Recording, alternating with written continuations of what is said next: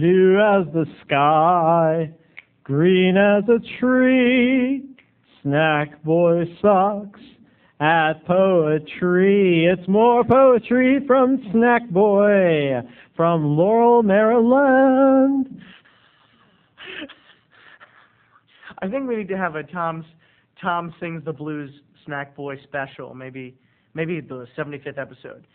That's right, we're back to poetry time, and as promised, and I'm not one to renege on a promise, we've got the da da da da da da da da da da da da da, come and knock on our door, got a poem for you. That's right, we got the Three's Company Poetry Day, and these are from back in high school in advanced composition. I wrote really bad poetry, and this is my line of Three's Company poetry. Let's start with Janet. Do you remember Janet from Three's Company? Let's get to the poem. Chuck! Chuck! Chuck, tripper, chuck! She stomps her feet on orange rug, shaking Roper Furley ground below. She shows us savvy. Liza-esque, her hair is black and grungy before grunge was grunge.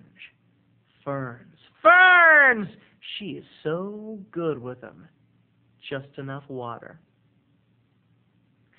Thank you. That was Janet. Now let's move on to the second in our line of Three's Company poetry. We're going to do Helen. Do you remember Mrs. Roper? Helen Roper, I think we all do. She was a needy woman, and all she wanted was a little love. Here we go. Stanley! Stanley! She cries through the cucumbers on her eyes. I'll scramble your eggs. I'll hate your bird. I will walk naked to the beach with Janet. Sagging, hanging, longing for you to justify my love, Stanley. I'll even wear heavy plastic bracelets and orange frock tints that drape on my narrow guest appearance on Love Boat Bones. Thank you. Thank you. That was Helen. Now, we've got two more in our line of Three's Company poetry. Now we've got Chrissy. You ready? Here we go. Snort, snort, oh blonde one, and shake your corduroy ass to the beat of the funky chicken. Cross your eyes and zip up your orange boots, baby. Shake that thigh master ass to the kitchen and work that flowered wallpaper as only someone named after a Christian holiday can do. Christmas snow. Thank you. Thank you. And now, for the last in our line of Three's Company poetry, we have Lana. Now, Lana was not a big character on Three's Company, but if you're a true Three's Company fan, you know about Lana. Do you remember Lana, how Mr. Furley had a crush on her, but it was Lana. Lana really, she yearned for Jack. Let's hear Lana's story. Furley loves you, Lana, but don't break his heart.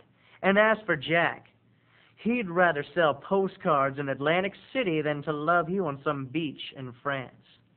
In the words you made, Furley, fetch your berries. Out of season they were, and Lana, you knew. How heartless, how loveless, how jackless, Lana, you. Ladies and gentlemen, that was Three's Company poetry. If any of you can write a bad Three's Company poem, there's a few characters we didn't get to today. And why is that, Snackboy? Why wasn't there a poem about Jack? Terry, why wasn't there a poem about Mr. Furley or Mr. Roper or Mr. Antonio or even Pepe? Chame. People, that's because it's your job to finish. I've written poems for half the cast, and now it's time for you, my friends and viewers, and anyone out there with a pen and a little creativity to finish the series. The snowball is rolling, and you can't stop it. That's right, we need a poem about Jack. We need a poem about Mr. Antonishak, about Pepe, and any other cast member, including Cindy, remember, the second roommate, or Terry Alden, the third roommate, registered nurse. And we're going to read them all. In fact, I will tell you, I will read every single one that comes in. If you send in a Three's Company email, it will hit the air.